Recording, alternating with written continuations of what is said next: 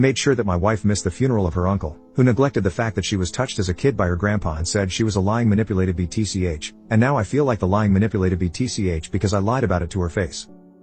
I, 36M, am married to my high school sweetheart and I love her so much. We already have 2 daughters, 6 and 4, and she's about 6 months pregnant with another girl. My wife had a difficult upbringing in many ways.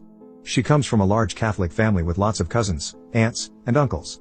I'll also note that this family is prominent in our hometown. They basically run the place and have for decades, and there is a lot of money in the mix as well as a desire for them to be seen as successful, happy family.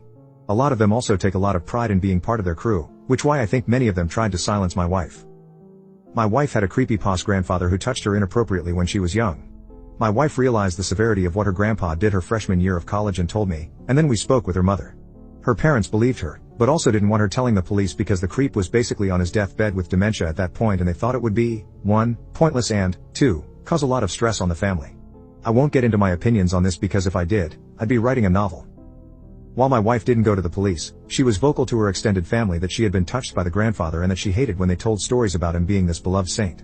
Her extended family didn't believe her, and once when she started talking about her abuse, her Uncle Tim told everyone who would listen that my wife was a liar who'd always been a problem. She was a straight A student at a top college at this point lol. The first Christmas after she'd spoken about the abuse, Uncle Tim was telling a story about the grandpa and my wife asked him not to talk about him in front of her. Uncle Tim, who was hammered, looked right at her and said, "Shut up you lying batch." Another time when my wife was home for Christmas break, she went to give one Uncle Tim's sons, who she used to be close with, a hug, and he rejected her and said, "Next thing I know I'll get accused of touching her in front of everyone." My in-laws were angry, but blamed these outbursts on drinking which upset me. My wife literally moved us across the country because she couldn't stand to be near her family anymore and prefers to be with my family over hers, although she loves her parents and is somewhat close to them. I personally wish they'd done much more to stick up for her, i.e. cutting Uncle Tim and the other enablers out, but I appreciated that they at least believed and supported my wife in their own, albeit limited, way. Our last year of college, the asshole grandfather died, tragic. At the funeral, which my wife didn't attend, several of her cousins, including Uncle Tim's daughter, got drunk and told everyone they'd been touched as well. To my knowledge, the family doesn't really talk about the abuse, but they also don't think my wife is lying anymore. They're no longer outright cruel to her at events like holidays and weddings, but no one has formally apologized to her either. Including Uncle Tim or his idiot son. For years, they just hugged her and pretended like everything was fine. A few weeks ago, Uncle Tim had a heart attack and died. I was clearly devastated. Uncle Tim was my Mill's older brother, and my Mill always looked up to him, so she's taking his death hard. My wife has a lot of fond memories of Uncle Tim from childhood. He was her favorite uncle plus soccer coach, which is why I think his treatment of her impacted my wife so much and why his death is now bringing up a lot of old feelings of sadness and hurt. My wife asked if we could fly across the country for his funeral. I was confused why she'd want to do that, and she said it wasn't about celebrating him but supporting her mother and her cousins, one of whom was a victim of the creepy grandfather. I didn't want to go, but I respected my wife's decision. We left the girls with my parents, because I don't want them around my wife's extended family if I'm being honest, and got on a plane. The night before the funeral there was a dinner with just my wife's extended family, and several of the relatives got up and spoke about Uncle Tim like he was Jesus Christ reincarnated. My wife, who again is 6 months pregnant, just sat at the table staring into space and crying. I hadn't seen her so upset in years.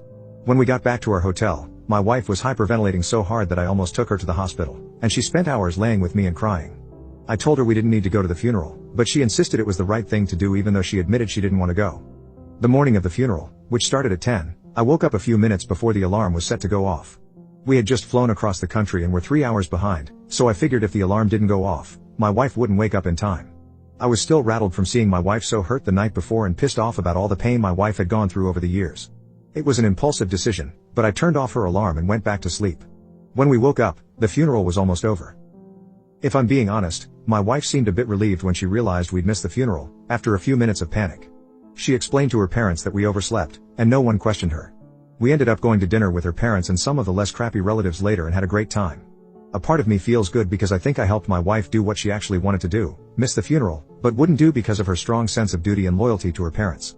I also spared her having to lie about why she wasn't at the funeral. She's a horrible liar, so no one would have bought whatever reason she gave, and she doesn't feel bad because she thinks it was an accident. On the other hand, I feel terrible for lying to her and going behind her back. I've never done anything like this to her, or anyone, and I feel guilty and manipulative. I feel even worse because she keeps telling people who ask how the funeral was that we overslept and it feels like I'm lying to her each time. Ida, and should I come clean to my wife?